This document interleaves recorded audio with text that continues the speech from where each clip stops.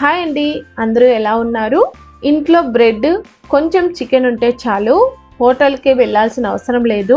ఇంట్లోనే చాలా ఈజీగా చికెన్ బ్రెడ్ శాండ్విచ్ని రెడీ చేసుకోవచ్చు.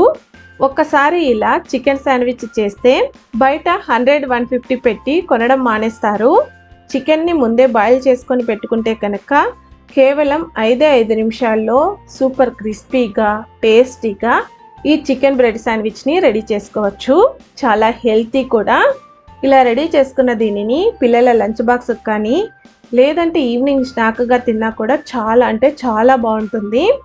మరి లేట్ చేయకుండా రెసిపీని స్టార్ట్ చేసేద్దామా? ముందుగా స్టవ్ మీద ఇలా కడాయి కానీ లేదంటే ఒక గిన్నెని కానీ పెట్టుకోండి. ఇప్పుడు ఇందులోకి 1 లీటర్ వరకు నీళ్లు వేసుకోవాలి. ఇప్పుడు స్టవ్ ఆన్ చేసుకొని నీళ్లను మరిగించుకోవాలి. నీళ్ళు ఇలా మరగడం స్టార్ట్ అయిన తర్వాత ఇప్పుడు ఇందులోకి 1 కప్పు వరకు క్లీన్ చేసుకున్న చికెన్ వేసుకోవాలి. అలాగే కట్ చేసుకున్న టమోటాలు 2, ఆనియన్ 1, ఎండుమిర్చీలు 4 వేసుకోవాలి. మీరు తినే స్పైసీని బట్టి మిర్చి వేసుకోండి. అలాగే కొన్ని వెల్లుల్లి కూడా వేసుకోండి.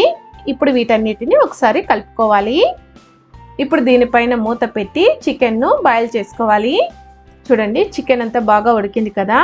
ఇప్పుడు స్టవ్ ఆఫ్ చేసుకొని వీటిని పక్కకు తీసేసుకోవాలి.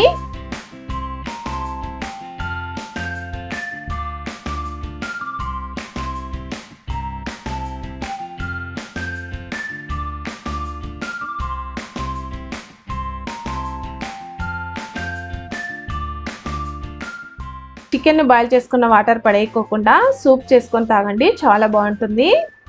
చూడండి, చికెన్ చల్లారిన తర్వాత ఇలా చిన్న చిన్నగా కట్ చేసుకోవాలి.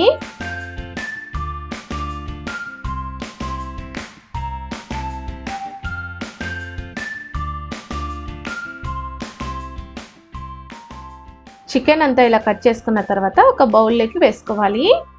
నెక్స్ట్ మిక్సీ జార్ తీసుకొని ఇందులోకి బాయిల్ చేసుకున్న టమోటా, ఆనియన్, మిర్చిని వేసుకోవాలి.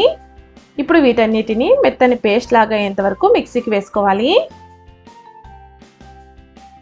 ఇలా మెత్తగా మిక్సీకి వేసుకున్న తర్వాత దీన్ని కూడా చికెన్లోకి వేసేసుకోవాలి. రుచికి సరిపడే ఉప్పు వేసుకోవాలి. నేను ఇక్కడ 2 స్పూన్ల వరకు ఉప్పు వేసుకున్నాను. తర్వాత 1 టీ స్పూన్ ఆరిగేనో వేసుకోవాలి. ఇప్పుడు ఇవన్నీ మిక్స్ అయ్యేలా బాగా కలుపుకోవాలి.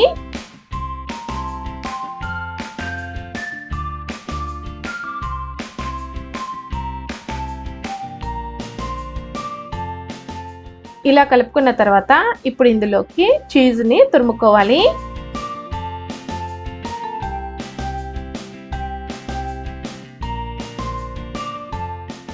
చీజ్ అంతా తురుముకున్న తర్వాత కూడా మరొకసారి అంతా బాగా కలుపుకోవాలి. ఇందులోకి చీజ్ వేసుకుంటానే శాండ్విచ్ అనేది ఇంకా టేస్టీగా ఉంటుంది.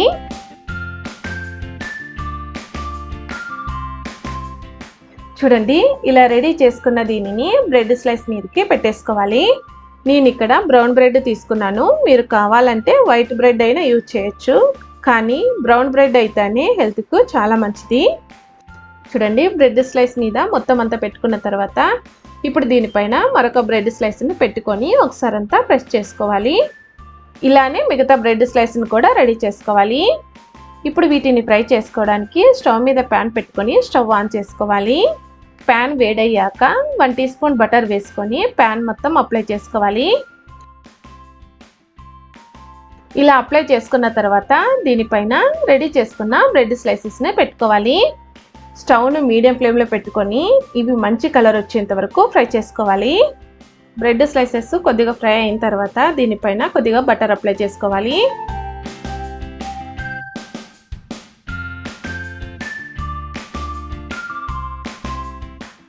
అప్లై చేసుకున్న తర్వాత వీటిని మరొక వైపుకి టర్న్ చేసుకోవాలి.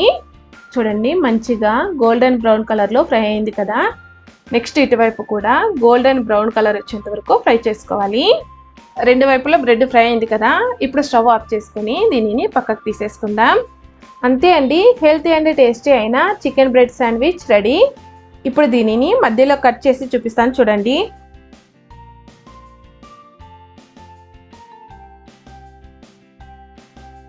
బయట క్రిస్పీగా లోపల చికెన్తో చాలా బాగుంది కదా. ఒక్కసారి తింటే మళ్ళీ మళ్ళీ చేసుకోవాలనిపించే టేస్టు వేడివేడిగా కెచప్తో సర్వ్ చేసుకోండి. చాలా అంటే చాలా బాగుంటుంది.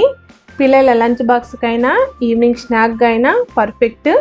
ఈ రెసిపీ మీకు నచ్చినట్టయితే వీడియోకి లైక్, షేర్, సబ్స్క్రైబ్ చేయడం మర్చిపోవద్దు. మరిన్ని టేస్టీ రెసిపీస్ కోసం మళ్ళీ కలుద్దాం.